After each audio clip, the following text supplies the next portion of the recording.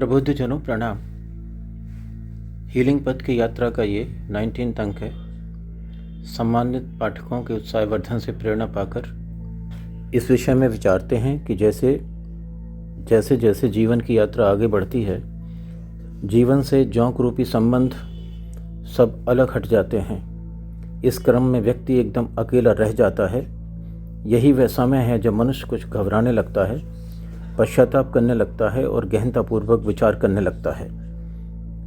जब भी यदि आपके साथ ऐसा हो तो घबराना नहीं, किसी भी तरह से डरना नहीं और हताश या निराश नहीं होना।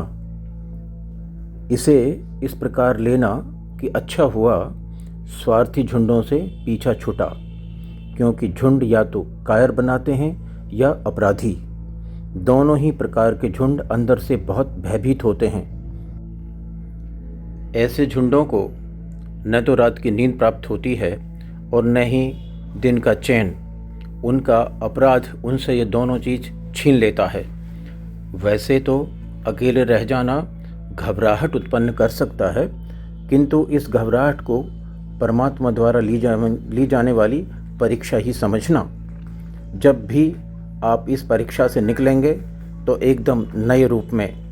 ऐसे झुंडों ने अपराध और कष्ट के अलावा इस संसार को कुछ नहीं दिया। जब भी किसी ने इस समाज को कुछ दिया है, उन सभी की जीवन यात्रा एकाकी और कष्टपूर्ण ही रही है। आप स्वयं विचारें तो इतिहास में अनेक उदाहरण पा जाएंगे। अनेकों महापुरुषों से पृथक भी प्रेरणादायी वृत्तांत है।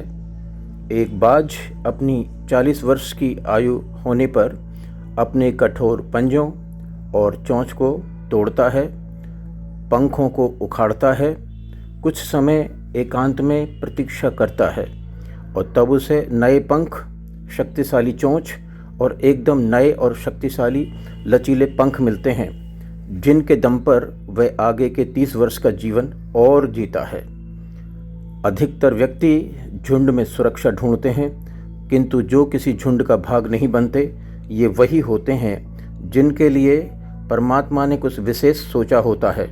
यदि आप भी वह हैं जिनके विषय में परमात्मा ने विशेष सोचा है, तो आपने शारीरिक, मानसिक, आर्थिक एवं सामाजिक कष्टों को अकेले झेला होगा। कभी चुपचाप रोए होंगे, विस्मित भाव लिए कि आपके साथ ऐसा क्यों हो रहा है। भावनात्मक रूप से टूटा हुआ महसूस किया होगा। कभी अपने ही किसी निर्णय पर दुख हुआ होगा, कभी पश्चाताप हुआ होगा। आपको इतने प्रश्न पत्र इसीलिए मिले कि आपको परमात्मा की जो परम चेतना है, ब्रह्मांड, उसके द्वारा कुछ ऐसा पुरस्कार मिलना है जो अमूल्य है। इस अमूल्य पुरस्कार का मिलना नितांत गुप्त रूप से होगा, संभवतः आपको भी पता नहीं होगा।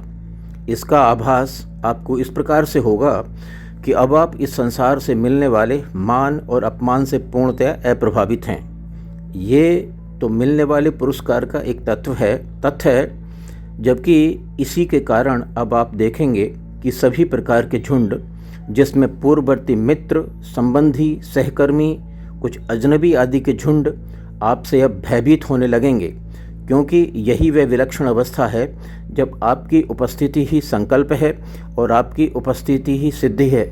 यह दोनों है। इस समय आपकी आध्यात्मिक ऊर्जा का स्तर परम अवस्था में है। अब आप जो भी विचारेंगे हो जाएगा। आप परम शक्तिशाली हैं, बिना किसी अस्त्र के और बिना किसी शस्त्र के। इसी अवस्था में ब्रह्मांड आपसे वह अपेक्षा करता है जिसके लिए आपका चयन किया है, और वह है सबसे अपने संकल्प में यथा योग्य बरतना। यहाँ एक विनती है कि ऐसी अवस्था को प्राप्त व्यक्ति को अपने संकल्प में क्षमा रूपी, दोहराता हूँ, क्षमा रूपी तत्व को नहीं लाना चाहिए, क्योंकि क्षमा करना आध्यात्मिक क्षेत्र में परमात्मा की शक्ति है और भौतिक जगत में ऐसी शक्ति राष्ट्रपतियों के पास होती है। इस संसार में क्षमा को कायरता और समझौते से जोड़कर ही देखा जाता है, क्योंकि समझौते में अधिकतर एक पक्ष का शोषण ही होता है। यदि आप ऐसी अवस्था को प्राप्त हैं तो आपको शुभकामनाएं। अगले अंक तक के लिए आपको प्रणाम।